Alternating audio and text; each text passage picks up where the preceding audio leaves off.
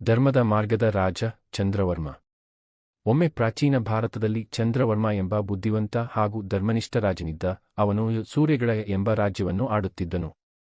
ಚಂದ್ರವರ್ಮನು ಶಸ್ತ್ರಬಲಕ್ಕಿಂತ ನ್ಯಾಯಬಲವನ್ನು ಹೆಚ್ಚಿನದಾಗಿ ನಂಬುತ್ತಿದ್ದನು. ಅವನ ರಾಜ್ಯದಲ್ಲಿ ಪ್ರಜೆಗಳು ಸುಖಶಾಂತಿಯಿಂದ ಜೀವನ ನಡೆಸುತ್ತಿದ್ದರು. ಒಂದು ದಿನ ರಾಜ್ಯದೊಳಗೆ 2 ಗ್ರಾಮಗಳ ಮಧ್ಯೆ ನೀರಿನ ಹಕ್ಕಿನ ಕುರಿತಾಗಿ ಭಾರೀ ಕಲಹ ಎದ್ದಿತು. ಇಬ್ಬರೂ ಗ್ರಾಮಸ್ಥರು ತಮಗೆ ನದಿ ಹಕ್ಕು ಇದೆಯೆಂದು ಹೇಳಿಕೊಂಡರು. ಯುದ್ಧದ ಭೀತಿ ಎದ್ದಿತು. ಚಂದ್ರವರ್ಮ ರಾಜನಿಗೆ ಈ ವಿಚಾರ ತಲುಪಿದಾಗ ಅವನು ತಕ್ಷಣ ನ್ಯಾಯಸಭೆ ಕರೆದನು. ಸಭೆಯಲ್ಲಿ ರಾಜನು ಇಬ್ಬರ ಮಾತು ಶಾಂತವಾಗಿ ಕೇಳಿ ಹೇಳಿದರು. ನದಿ ದೇವರ ಕೊಡುಗೆ. ಅದು ಯಾರಿಗೂ ಸೇರಿಲ್ಲ, ಆದರೆ ನೀರನ್ನು ಎಲ್ಲರೂ ಹಂಚಿಕೊಳ್ಳಬೇಕು. ನಾವು ದೇವರನ್ನು ಪೂಜಿಸುವಂತೆ ನದಿಯನ್ನು ಕೂಡ ಪೂಜಿಸಬೇಕು. ನಂತರ ರಾಜನು ಇಬ್ಬರು ಗ್ರಾಮಗಳ ಮಧ್ಯೆ ಒಂದು ಹೊಸ ಕೆರೆ ತೋಡಿಸಿ ನದಿಯ ನೀರನ್ನು ಅದರ ಮೂಲಕ ಹಂಚುವ ವ್ಯವಸ್ಥೆ ಮಾಡಿದನು. 2 ಗ್ರಾಮಗಳು ಸಂತೋಷದಿಂದ ಒಪ್ಪಿಕೊಂಡವು.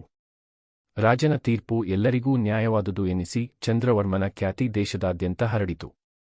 ಆ ದಿನದಿಂದ ಚಂದ್ರವರ್ಮನಿಗೆ ಧರ್ಮಚಕ್ರ ರಾಜ ಎಂಬ ಬಿರುದು ದೊರಕಿತು. ಅವನು ಯಾವಾಗಲೂ ಹೇಳುತ್ತಿದ್ದನು, ಯುದ್ಧದಿಂದ ಗೆದ್ದ ರಾಜ್ಯ ಕ್ಷಣಿಕ, ಆದರೆ ನ್ಯಾಯದಿಂದ ಗೆದ್ದ ಹೃದಯ ಶಾಶ್ವತ.